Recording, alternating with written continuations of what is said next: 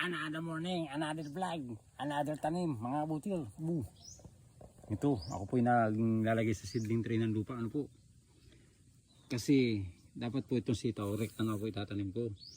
Ang problema dito po sa farm, marami manok ngayon. Patutubuhin muna natin para mawala yung pinaka buto niya.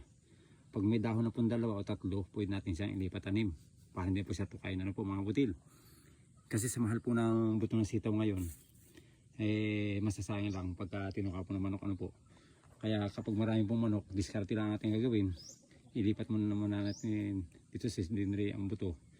Kasi time siguro mga 3 days to 4 days pwede natin ilipat sa mismong taniman niya. Kasi sayang po mga butil. Ito po, galante po siya. Yun po yung mahabang sitaw na kulay green na siya po yung binibinta sa merkado. Yan po ay nasa 2 guhit. Siguro mga 600 buto. Pwede na po natin panimula yan. Pag nakita po natin na maganda at walang provisyo, diretso ang pagtatanim. Mga butil, di ba? Ganun lang. Pag nagtatanim, happy.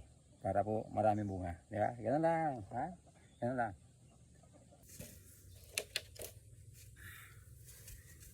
Kailangan po malambot o buhag hanggang yung ipupunla yung matabaan lupa.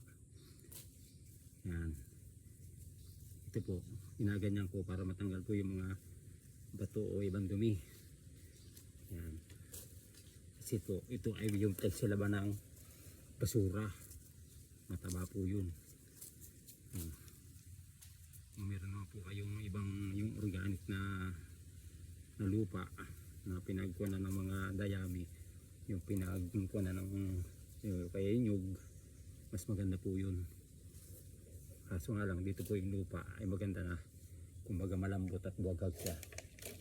Tapos adakotin yung ganyan, lagi sa tray. Yan. Ang farmers po, hindi po yan nandidiri sa lupa. Bagkus yan po ang buhay ng farmers. Hindi ka masasabing farmers kapag hindi ka po mahawak ng lupa. Yun. At lalo na kapag hindi ka masaya sa iyong ginagawa. Yun. Pero as long na ikaw masaya sa ginagawa mo, wala pang problema doon. At ang pinakamaganda pa doon, yung tanim mo, marami nakakain. Bago natin po itanim, natin muna siyang didiligin. Ayan po. Ayan, adiligan natin. Ayan, para diretso na po siya. Ayan. Para po yung buto niya ay madali siyang matubo. Mga mabutil. Ayan. Ngayon, pagka ganyan po, isa-isa natin to. Ayan, ganyan lang po tanim. Ayan. Yan naman po ay matubo na. Ayan. Yan naman pong sitaw, kahit pa paano ang posito niyan, ayan po ay matubo. Ayan po mga butil. Ayan. Ganyan lang po yan. Kaya doon sa mga hindi po marunong magtanim, ay pagmasdan niyo po itong ginagawa ko. Ayos po yan. May matutunan po kayo kahit kunti, ano po, kunti laang. Dahil hindi naman po tayo gano'ng kagaling magtanim eh. Wadel? Kasi sa farmers po, kanyang-kanya pong diskarte ang pagtatanim yan. Pero hindi naman po kagalingan. Yan. Kumbaga sa sarili niya lang yun, pinapakita niya na siya marunong. At proud siya na siya marunong. Ganun po yan. Kasi sa larangan po ng buhay natin, hindi naman po tayo pagalingan. Ang magaling po sa atin yung Panginoon. Ano po? Mga model. Yan. Yung ganyan lang po lang ang pagtatanim yan. Halos dire-diretso po.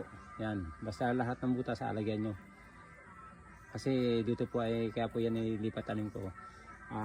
Sinisiding tray.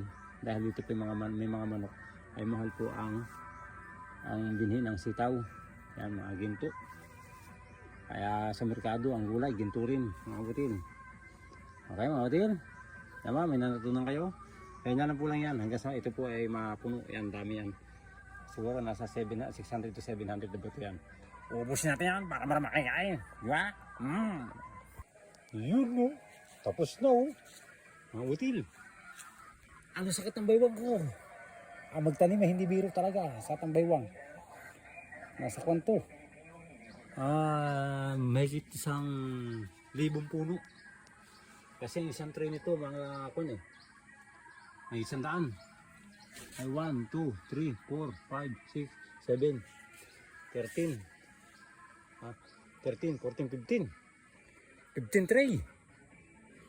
Nakakulang ko lang 1.5. Ano po? May hit 1.5. Kasi may isang na isa eh.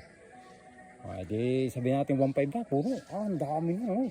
Ang dami makakain na sitaw ko. Bukod dun, hindi lang sitaw. Mayroon pang okra, may kalabasa, may kamatis, may talong, may sili. Doon sa sili sila dali. Wala pang ampalaya. Abang-abangan nyo. Medyo mahirap-hirap yun eh. Pero kaya yun. Kasi magagawa pa ng balag. Ba din? Kaya, magtanim hindi biro. Masakit ang baywang. Pero okay lang, mga kapatid. Para sa ating lahat yan. Pampahaba ng buhay, gulay is good for our health. Thank you for watching.